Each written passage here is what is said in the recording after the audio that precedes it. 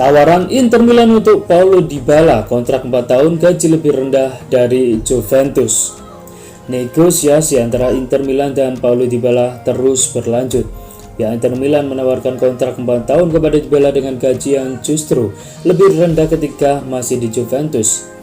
Dybala melewati 7 musim yang luar biasa bersama Juventus, 5 gelar Scudetto Serie A, terakhir bersama Turin. Namun, kebersamaan antara Juventus dan Dybala akhir musim ini usai.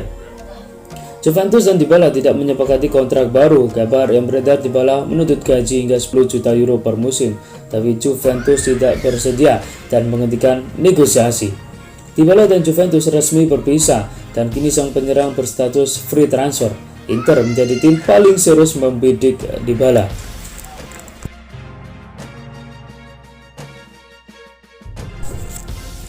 Menuju pintu keluar Madrid, Marcelo dapat 3 tawaran sekaligus. Marcelo sudah meninggalkan Real Madrid. Pemain asal Brasil itu dikabarkan mendapatkan 3 tawaran dari 3 klub. Kontrak Marcelo dengan Madrid selesai pada akhir bulan ini. El Real sudah memastikan bahwa kontrak Marcelo tak akan diperpanjang. Dia pun bisa pergi dengan gratis. Bersama Madrid musim lalu, Marcelo juga tak banyak bermain. Dia kalah bersaing dengan Ferland Mendy. Marcelo bermain sebanyak 17 kali di semua ajang dengan sumbangan 2 assist. Marcelo cuma 7 kali menjadi starter pada musim lalu. Marca menggambarkan bahwa Marcelo mendapat tawaran dari klub asal Qatar, Uni Emirat Arab, dan Turki. Meski sudah 34 tahun, Marcelo masih banyak peminat.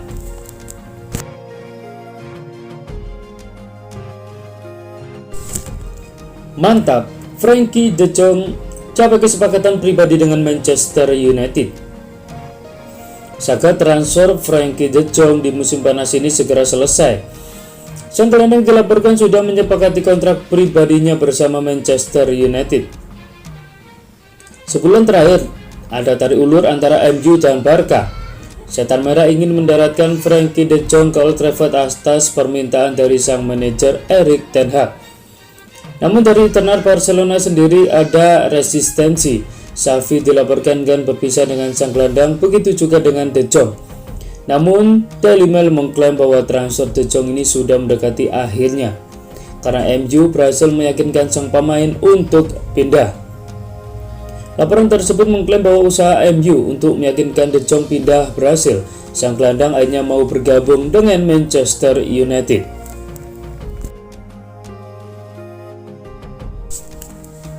Liverpool sudah tetapkan label harga Alex Oxlade-Chamberlain.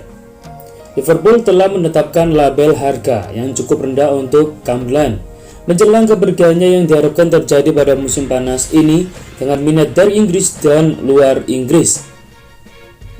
Jendela transfer sekarang secara resmi dibuka di Inggris dan pembicaraan akan berlangsung dengan para pemain, agen, dan klub mengenai kepindahan dari Anfield. Memasuki tahun terakhir kontraknya dan sedikit peluang untuk masuk starting line up di Liverpool, Chamberlain tampaknya menjadi salah satu dari mereka yang akan keluar.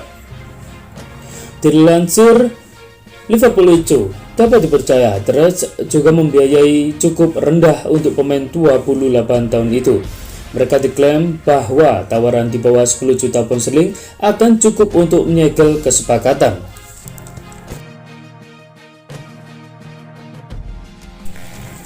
Raheem Sterling ajukan syarat gabung Chelsea.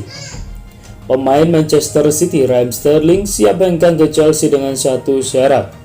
Penggawa internasional Inggris itu ingin mendapat jaminan bahwa dirinya bakal menjadi bagian dalam rencana Thomas Tuchel musim depan. Sterling sejatinya merupakan salah satu pemain kunci dalam skuad Manchester City selama beberapa tahun terakhir. Sepak bola 27 tahun tersebut menjadi starter dalam 32 pertandingan Liga Inggris bersama The Citizen musim lalu. Sayangnya peran Sterling mulai berkurang jelas penghujung musim. Ia lebih sering menjadi penghangat bangku cadangan. Dilansir dari Metro, Sterling juga dicadangkan dalam 2 leg semifinal Liga Champions kontra Real Madrid.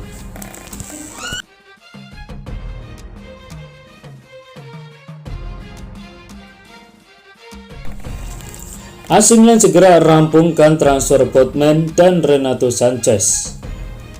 Surat kabar kenamaan Prancis L'Equipe melaporkan jika AC Milan segera merampungkan transfer dua penggawa Lille, yaitu Sven Botman serta Renato Sanchez. AC Milan tidak punya kompetitor untuk mendatangkan Renato Sanchez ke San Siro musim panas ini. Gelandang asal Portugal tersebut dikabarkan siap dilepas oleh Lille dengan bandrol 278 miliar rupiah. Namun jika bicara soal penggawa Lille lainnya, yaitu Sven Botman, Milan sedikit harus berjuang ekstra keras untuk mendapatkan bek asal Belanda tersebut. Sebab sejumlah media Inggris dan Sky Sport Italia mengkonfirmasi jika Newcastle United juga tertarik pada Botman.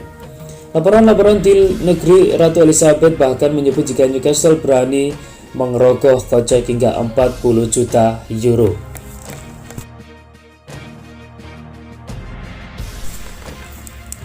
Gak bakal nolak Liverpool pulangkan Raheem Sterling dari Manchester City. Spekulasi kepergian Raheem Sterling dari Manchester City cukup ramai dibicarakan beberapa pekan terakhir. Kabarnya, Sterling mungkin pergi demi perkembangan karirnya. Sebenarnya tidak ada yang salah dengan situasi Sterling di Manchester City. Dia masih jadi salah satu pemain andalan Josep Pep Guardiola dalam urusan mencetak gol. Namun jelas, terlihat bahwa 1-2 tahun terakhir tidak berjalan mulus bagi Sterling. Performanya mulai naik turun, duduk di bangku cadangan pun menjadi suatu kebiasaan baru. Musim lalu juga tidak berjalan begitu baik bagi Sterling secara pribadi.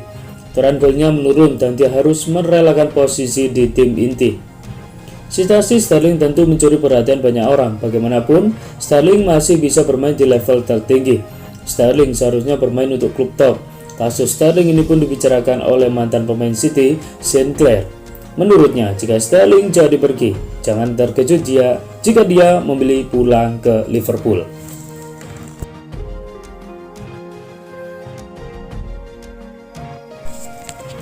Juventus sepakati transfer Filip Kostic.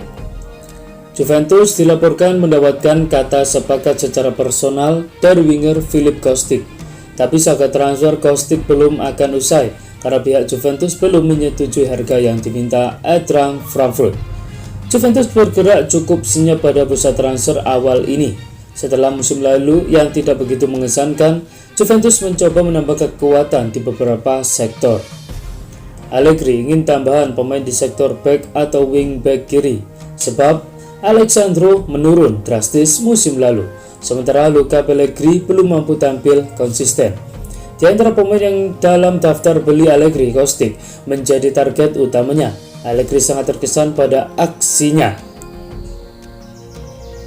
Kostic tampil sangat bagus pada musim lalu. Dia menjadi aktor penting di balik sukses Frankfurt menjadi juara Liga Eropa.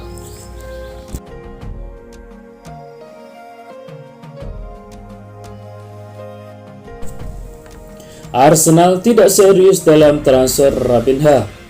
Mikel Arteta sejak lama tertarik dan ingin membawa Raphinha ke Arsenal. Akan tetapi pada awal musim ini, Raphinha tidak masuk dalam prioritas transfer The Gunners. Arsenal telah memulai persiapan untuk musim depan. Langkah pertama yang dilakukan Arteta adalah dengan melepas beberapa pemain. Salah satu pemain yang dilepas adalah Alexander Lacazette. Arsenal juga melepas Edin Nketiah yang jadi andalan pada fase akhir musim lalu seperti Lacazette. Nketiah harus dilepas karena kontraknya habis. Menariknya, kedua pemain ini berposisi sebagai penyerang. Setelah melepas dua pemain tersebut, Arteta berupaya mendapat amunisi baru di lini depan. Salah satu nama yang mengemuka adalah pemain depan Leeds United, Raphinha.